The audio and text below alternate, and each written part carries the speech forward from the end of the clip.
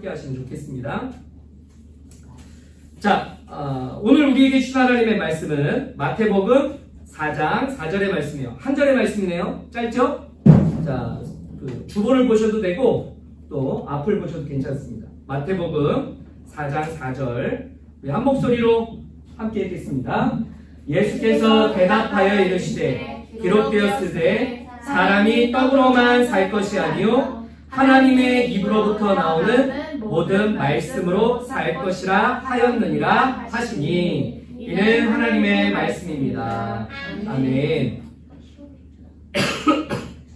네, 오늘 우리에게 주시는 말씀의 제목은 읽어볼까요? 시작. 롱디는 어려워. 시작. 롱디는 어려워. 여러분 롱디가 뭡니까? 롱디.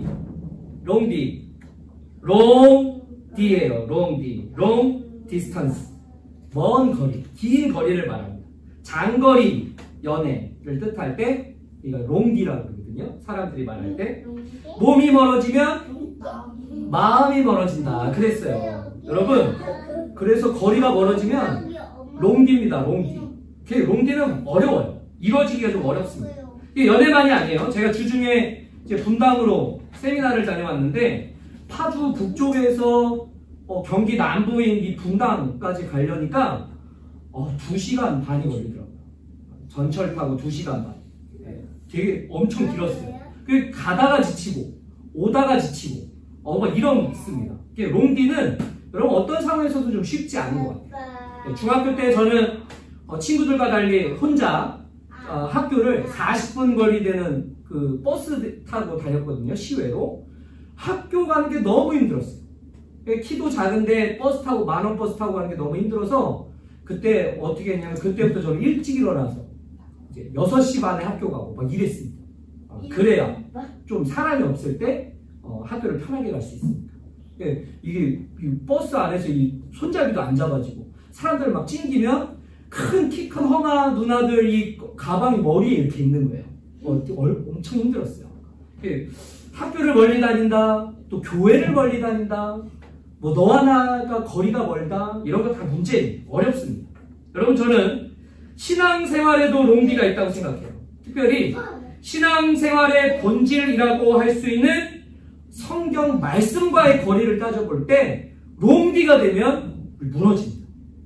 오늘날 교회를 향한 비난 대부분이 교회를 다닌다고는 하지만 예수님의 말씀, 성경의 말씀과는 상관없이 사는 사람들이 너무 많이 있어서 그런 말씀과 롱디가 되어버린 사람들을 향한 비난 아닙니까? 너는 왜 너희의 말씀대로 살지 않느냐?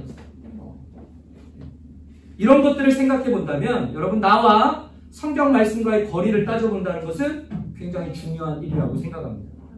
그래서 해보는 신앙의 하부구조 점검인데요. 2023년 우리 교회 표어가 신앙의 하부구조를 세우는 거예요. 건강한 신앙의 하부구조를 세운다. 그 중에 첫 번째가 뭐냐면 말씀 묵상입니다. 말씀 묵상. 말씀의 구조를 세운다. 여러분 이 인프라가 잘 되지 않으면 우리가 교회할 이유가 없어요. 그냥 대충 교회를 다닐 거면 고생스럽게 여기 뭐하러 옵니까? 그냥 가까이 있는 교회 가도 되고 아무 교회나 왔다 갔다 해도 괜찮단 말이에요. 거기도 적당한 어느 말씀들이 있겠고 어떤 공동체가 있겠죠. 근데 여러분 우리 교회 오시려면 반드시 이 말씀의 구조 안으로 들어오셔야 됩니다. 이걸 지켜가야 돼요. 중간 점검하는 겁니다. 이제 2023년 절반이 거진 다 지나가고 있는데 요쯤에서 6월달에 상반기 중간 점검을 하고 그 다음에 하반기로 더 단단하게 나가면 될 것 같아요. 그 첫 번째가 말씀 묵상인데 잘 안 되니까 해보자 하는 거겠죠?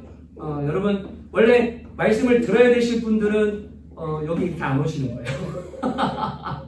네, 유튜브로 들으시고 또 이 말씀을 가슴으로 받으시면 좋겠습니다. 중간 점검이에요. 말씀 묵상이 왜 필요한가? 어떻게 하는 것인가? 이제 두세 주에 걸쳐서 이 말씀 묵상에 대해서 나누실 텐데요. 오늘은 말씀 묵상의 필요성, 중요성에 대해서 나누겠습니다. 자, 첫 번째 다 같이 읽습니다. 시작. 말씀과 멀어지면 시험을 이길 수 없습니다. 말씀과 멀어지면 어떻게 된다고요? 시험을 이길 수가 없어요. 말씀과 멀어지면 시험을 이길 수 없다. 미국의 기독교 연구기관인 바나 리서치라는 데가 있습니다. 굉장히 유명한 곳이에요. 기독교, 미국 사회의 기독교, 유럽의 기독교, 아시아의 기독교에 대한 어떤 신앙적인 리서치, 데이터들을 분석하는 곳인데 이런 조사를 했어요. 보실까요? 신자와 불신자를 비교하고 교회 안에서의 신실한 신자와 무늬만 신자인 자를 비교해 본 겁니다. 그리고 어느 것이 더 차이가 있을까? 이걸 따져본 거예요. 예수님을 믿는다고 교회를 나오는 사람과 예수님을 알지만 믿지 않는다고 해서 교회를 나오지 않는 사람의 차이. 이 차이가 굉장히 크겠죠? 또 교회 안에 보니까 교회 안에 신실한 믿음의 성도가 있는가 하면 교회만 왔다 갔다 하는 무늬만 신자가 있단 말입니다. 이 둘을 비교해 본 거예요. 비교해보고 어느 쪽의 차이가 더 크냐? 이걸 따져본 겁니다. 여러분, 어디가 더 차이가 클까요? 교회를 다니는 사람과 안 다니는 사람, 교회를 다닐 때 열심히 믿는 사람과 대충 믿는 사람, 어디가 차이가 클 것 같아요? 대충 믿는 사람.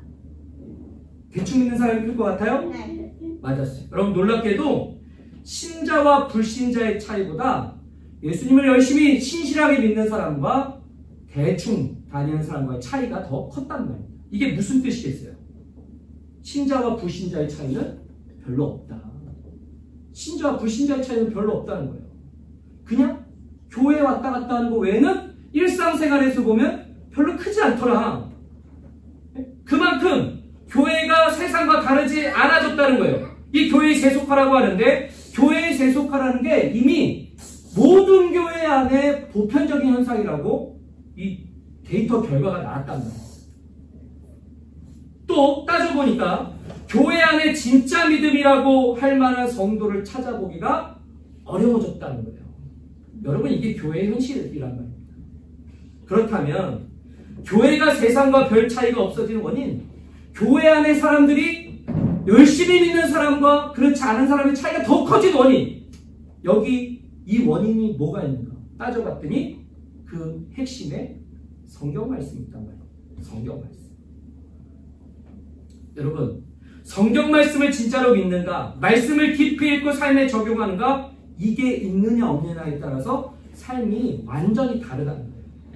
교회는 다니지만 하나님의 말씀과 관련이 없는 사람들, 하나님의 말씀을 내 삶으로 믿고 따르지를 않아서 여전히 세상에 나가면 구분이 되지 않는 사람들, 그런 사람들이 교회 안에 대다수여서 이런 교회를 향해 세상이 질문하는 겁니다. 너는 무엇이다니? 질문하는 거예요. 너는 도대체 교회 다닌다면서 뭐가 다르니? 여러분은 어떤 대답하시겠습니까? 교회를 다니지만 말씀과 멀어진 롱디, 말씀과 삶이 연결되지 않은 이런 삶의 취약성이 뭐냐면 시험에 약하다는 거예요. 애매한 선택과 유혹이 다가오면 갈팡질팡하기 시작합니다. 왜요? 나를 지키는 확실한 내 안의 기준이 없기 때문에 결국 어떤 선택을 하냐면 저 사람이 저렇게 선택을 하네? 그럼 나도 해야지. 세상 사람들이 저렇게 하네? 나도 해야지. 남들이 하라는 대로, 남들이 따라가는 대로, 주변이 말하는 대로, 세상 사람들이 하는 그 방식 그대로 그렇게 따라갑니다. 결정합니다. 그러다가 일상에 작은 문제라도 생기면 어떻게 되나요? 불안하죠. 내 잘못이 아닌데? 난 그냥 따라했을 뿐인데. 이렇게 되더란 말이에요. 후회합니다. 그 결정 내가 한 결정이 아니거든요. 다들 그렇게 살기 때문에 나도 따라갔을 뿐인데 나만 왜 이러나? 저 사람들은 문제가 없는 것 같은데 왜 나만 이렇게 되었나? 원망이 생기고 자책하기 시작합니다. 그러면서 이렇게 생각해요. 아, 나는 안 되는 사람인가 봐. 나는 쓸모없는 인간인가 봐. 여러분, 아닙니다. 쓸모없는 게 아니라 기준이 없기 때문에 그렇다는 거죠. 내 안에 믿을 만한 기준, 흔들리지 않는 기준이 없어서 이리저리 세상 가는 대로 휩쓸려 왔다가 요동하더란 말입니다. 흔들릴 수밖에 없는 거죠. 오늘 말씀을 볼까요? 오늘 말씀을 보면 예수님이 40일 동안 금식을 하셨대요. 예수님이 40일 동안 금식하셨는데 그때 누가 찾아왔어요? 마귀가 찾아왔어요. 마귀가 찾아와서 예수님을 시험합니다. 40일간 밥을 안 먹었거든요. 배가 엄청 고프겠죠? 네. 마귀가 얘기하는 거예요. 배고프지? 배고파요, 안 고파요? 고파요. 마귀가 이렇게 얘기했어요. 너는 하나님의 아들이니까 이 돌을 떡으로 만들어서 먹어. 얼마나 맛있겠어요, 떡으로 만들어서 먹으면. 근데 40일을 굶었잖아요. 가장 약한 부분을 건드리는 겁니다. 여러분 시험은 이런 거예요. 쉽게 답을 내고 쉽게 결단하고 쉽게 이기면 그게 시험이겠습니까? 그런 거 아니에요. 항상 가장 약한 바로 거기를 딱 공격한다는 거죠. 아마도 우리가 겪는 시험 또한 다르지 않을 겁니다. 여러분 마음이 약한 부분, 여러분 삶이 약한 부분, 여러분의 인생에 약하게 된 부분을 마귀는 계속 집요하게 공격하고 찌르고 건드릴 겁니다. 그럴 때 어떻게 해야 됩니까? 그럼 우리 주님이 어떻게 하셨습니까? 4절 읽습니다. 시작. 예수께서 대답하여 이르시되 기록되었으되 사람이 떡으로만 살 것이 아니요 하나님의 입으로부터 나오는 모든 말씀으로 살 것이라 하였느니라 하시니. 와, 이거 제가 진짜 좀 마음이 독한 사람이었으면 여기서 여러분 외우고 가게 하실 텐데. 예수께서 대답하여 이르시되 사람이 떡으로만 살 것이 아니요 하나님의 입으로 나오는 모든 말씀으로 살 것이라 하였느니라 하시니. 여러분 사람이 떡으로만 살지 않는다. 여러분 이 말씀을 오해하시면 안 돼요. 떡이 필요 없다는 게 아닙니다. 밥 안 준다 그러면 화낼 거잖아요. 밥 안 먹으면 화나잖아요. 밥 먹어야죠. 돈도 필요하죠. 여러분 그게 필요 없다는 말을 하는 게 아니에요. 하지만 필요 있는 것보다 더 중요한 게 있단 말입니다. 더 우선하는 게 있단 말이에요. 더 중요한 것, 떡보다 더 중요한 것, 빵보다 더 중요한 것, 돈보다 더 중요한 것. 그게 뭡니까? 하나님의 말씀. 하나님의 말씀이란 말이에요. 더 중요하고 더 우선하는 것. 이게 삶의 기준 아니겠습니까? 주님의 기준, 예수님의 우선순위가 뭔가요? 하나님의 말씀이라고 하신 거예요. 이 확고한 기준이 있어서 예수님은 시험을 이기셨고, 말씀의 기준이 있어서 예수님은 시험이 올 때마다 흔들리지 않고 그 기준으로만, 그 기준대로만 나아가실 수 있던 겁니다. 그래서 십자가도 예수님은 짊어지실 수 있었던 거예요. 말씀만 붙잡았어요. 여러분 우리가 믿는 예수님이 이렇게 하면, 예수님을 믿는다는 우리도 예수님처럼 이렇게 말씀을 붙잡아야 되는 것 아닐까요? 예수님처럼 말씀을 붙들고 예수님처럼 말씀대로 살고 예수님처럼 말씀의 기준을 세워야 하는 게 예수님 믿는 사람들의 몫이 아니겠습니까? 사랑하는 여러분, 언젠가는 나에게도 시험이 다가옵니다. 헷갈릴 때가 온단 말이에요. 이거를 너를 줘야 될까 말아야 될까? 하나님의 기준이 뭐지? 생각하기 이전에 이미 내 머릿속에 세상 것들이 들어와 있고 세상의 방식들이 물들어 있으면 하나님의 말씀, 하나님의 뜻이라는 건 싹 사라지는 거예요. 마귀는 어떻게든 나를 공격하고 무너뜨리려고 할 겁니다. 계속 떡 같은 거를 갖다 놓을 거예요. 이거 먹을래? 이거 한번 주워 먹어봐. 이거 한번 먹어볼래? 여러분 아무거나 막 주워 먹으면 배탈 나는 겁니다. 삶이 아파지는 거예요. 어떻게 해야 할까요? 여러분 예수님처럼 말씀으로 시험을 다루고 말씀으로 시험을 이기시기 바랍니다. 말씀으로 이기시려면 말씀과 롱디 하시면 안 되는 거예요. 말씀과 내가 가까워져야 되는 거죠. 할 수 있다면 날마다 여러분 자주 말씀을 보시고 말씀 속에서 나를 향한 메시지, 내 불안을 이기게 하시는 하나님의 통찰과 하나님의 더 숭고한 세계를 만나는 겁니다. 아, 이런 빛나는 세계가 있구나. 세상에서는 손해라고 말하는 것 같아도 내가 생각하지 못한 기쁨의 세계가 있구나. 말씀으로 만나시는 거예요. 그거를 느끼고 깨달아야 내 삶이 말씀 안에서 변해가기 시작하는 겁니다. 물론 한 번에 잘 될 수는 없겠지만, 잘 안 되겠지만 그래도 반복적으로 꾸준히 그 말씀에 내 삶을 내어드려야 하는 겁니다. 여러분 그래야 우리 인생은 달라져요. 기억하세요. 따라해볼까요? 말씀대로 살면 말씀대로 됩니다. 말씀대로 됩니다. 이게 정말 중요한 거예요. 여러분 기억하셔야 됩니다. 말씀대로 살면 결국에 말씀대로 됩니다. 이게 약속이에요. 이것이 세상 속에 살아도 세상과 다른 성도의 차별성, 우리의 거룩입니다. 예수님처럼 여러분 말씀의 권세를 내 것으로 삼고 누리는 우리 교회가 되길 저와 여러분 되시기를 주님의 이름으로 축원을 드립니다. 두 번째 보겠습니다. 두 번째 다 같이 읽습니다. 시작. 말씀과 하나 되어야 공동체로 성장합니다. 말씀과 하나 되어야 뭐가 된다고요? 공동체로 공동체가 된다. 더 생각해 볼 거는 공동체성이에요. 여러분, 우리가 사는 곳은 서로 멀어요. 제가 사는 파주, 그리고 교회는 여기 마포, 그리고 우리 집사님 사시는 인천. 더 밑으로 내려가면 우리 광교까지 가야 되고, 또 잠실에서 오시는 분들도 계시고, 또 이렇게 멀단 말이에요. 멀어요, 멀어. 말 그대로 우리는 교회와 다 1시간 반 정도의 롱디예요. 그러다 보니 우리는 자주 모이는 게 어렵습니다. 쉽지 않아요. 일주일에 한 번 보는 거거든요, 이렇게. 진짜 어려운 일이에요. 하지만 여러분, 요즘 같은 시대에 이런 물리적인 거리는 사실 큰 문제가 되지 않습니다. 우리가 몸으로 볼 수 없으니까 우리가 금요일에도 보고 수요일에도 보고 토요일에도 보잖아요. 우리가 온라인으로 다 만나고 있어요. 그러니까 이 물리적인 거리는 요즘 시대에는 큰 문제가 되지는 않습니다. 진짜 정말 큰 문제는 뭔지 아세요? 마음의 거리. 너와 나의 마음의 거리. 옆집 사람도 누군지를 모르고, 심지어 여러분, 오늘날에는 교회에서 예배를 드리는데 옆에 앉아있는 사람이 누군지도 모르고 가는 경우가 허다. 옆에 앉은 사람, 저 건너편에 앉은 사람, 공간이 이렇게 작아도 여기에 누가 와서 앉아있으면 잘 모른다는 거예요. 이게 마음의 거리입니다. 제가 주중에 세미나를 다녀왔는데 강사님이, 거기 이게 한 1,500명 정도 모였어요. 이렇게. 강사님이 올라오셔가지고 자꾸 옆 사람과 인사 한번 하실까 뭐 이러는 거예요. 여러분, 옆 사람 한번 봐보세요. 우리는 옆 사람이 괜찮잖아요. 그죠? 근데 모르는 사람이야. 거기 제가 처음 갔잖아요.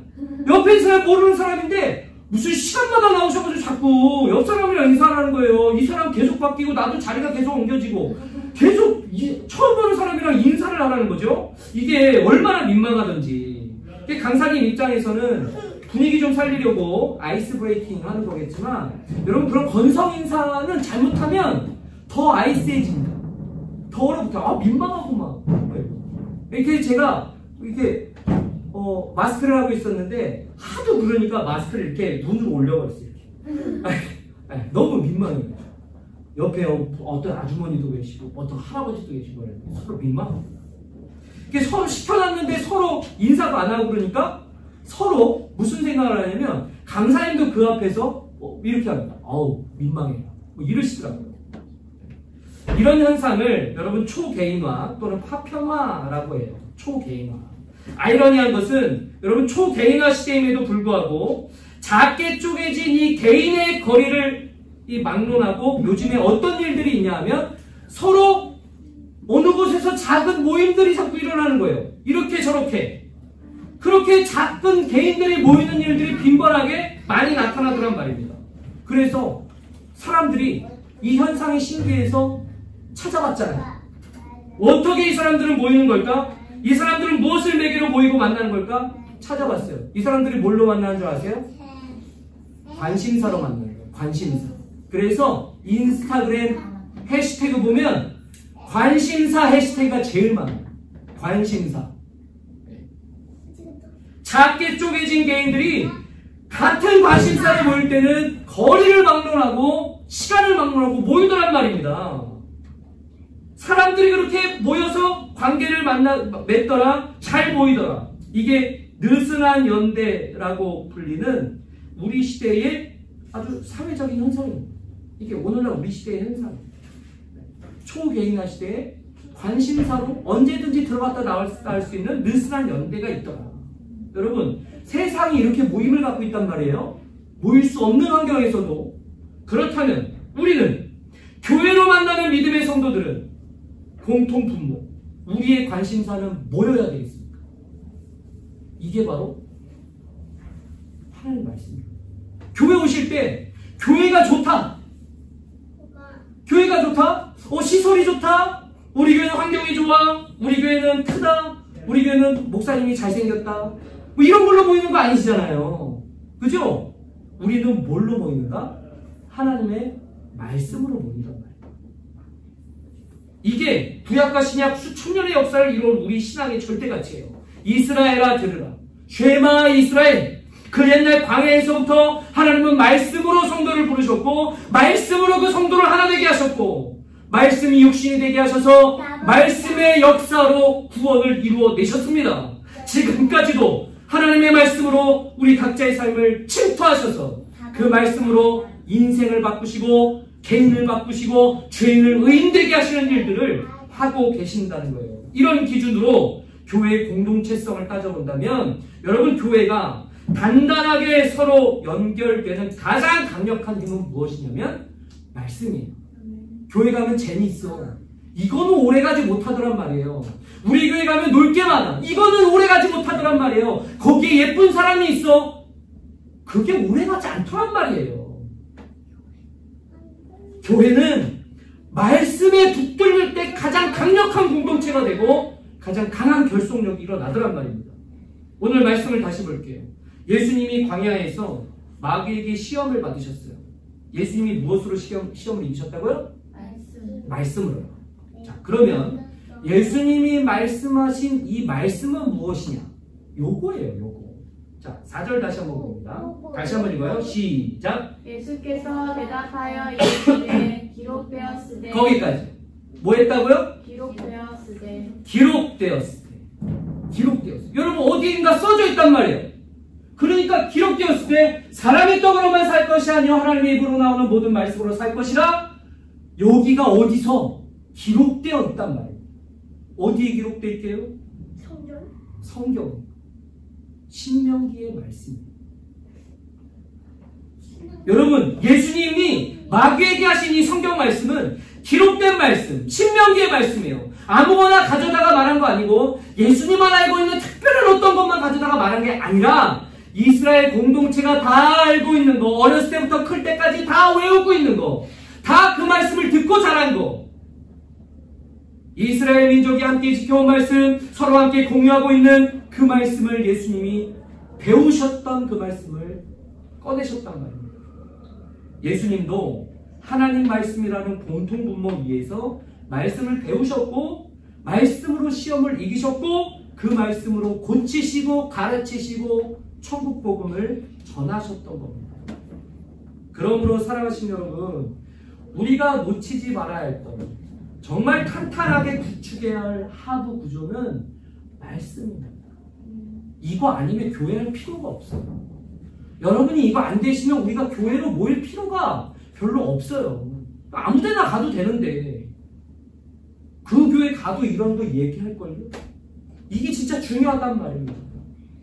우리가 올해 안에 죽으나 사나 이것만큼은 해야 됩니다 하는 거는 말씀의 구조를 이루는 거예요.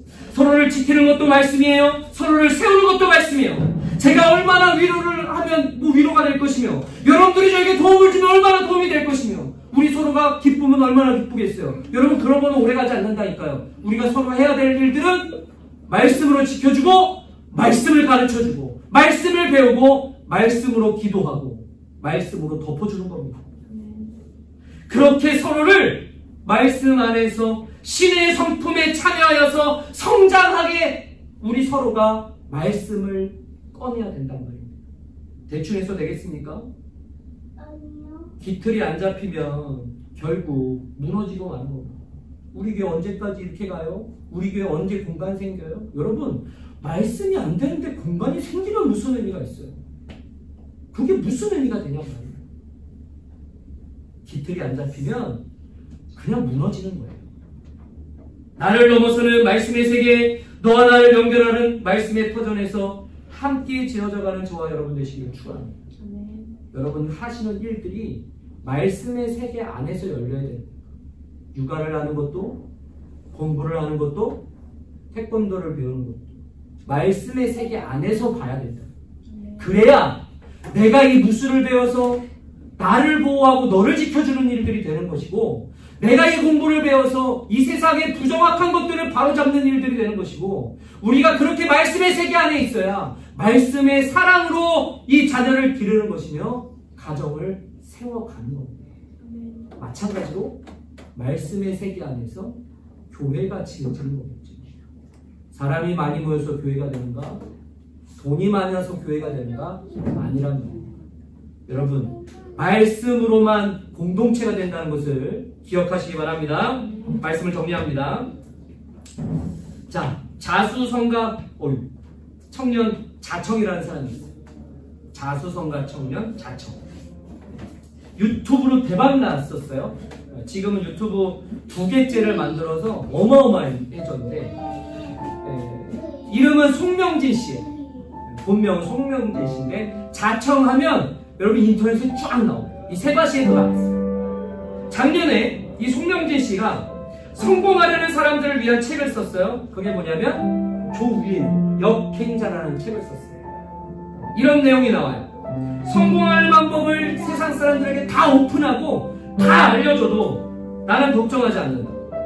다 알려줘도 괜찮다. 왜요?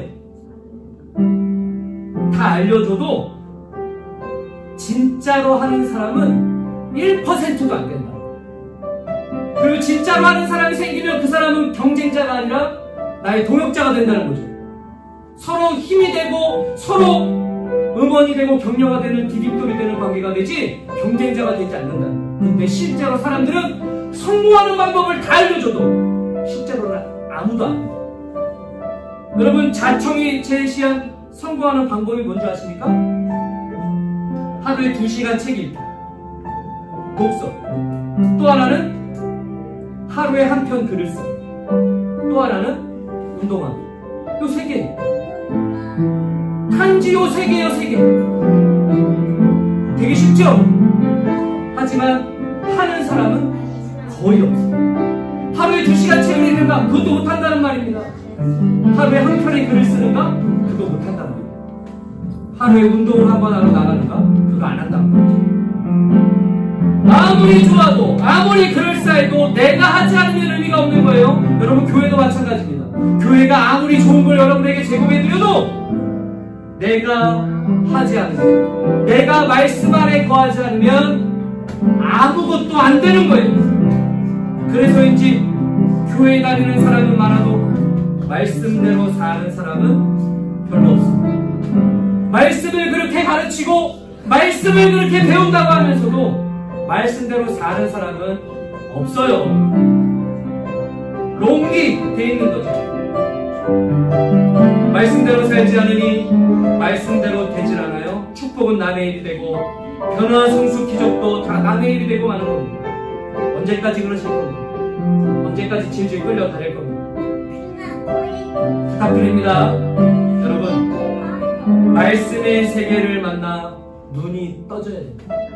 이 세상이 말씀의 길이 있는 거고 눈이 떠져야 돼요. 말씀의 숨결을 만나 우리의 호흡이 달라져야 해요. 그래야 같은 시간을 살아도 우리는 다른 삶을 살고 이제까지와 다른 새로운 삶을 살아갈 수 있기 때문입니다.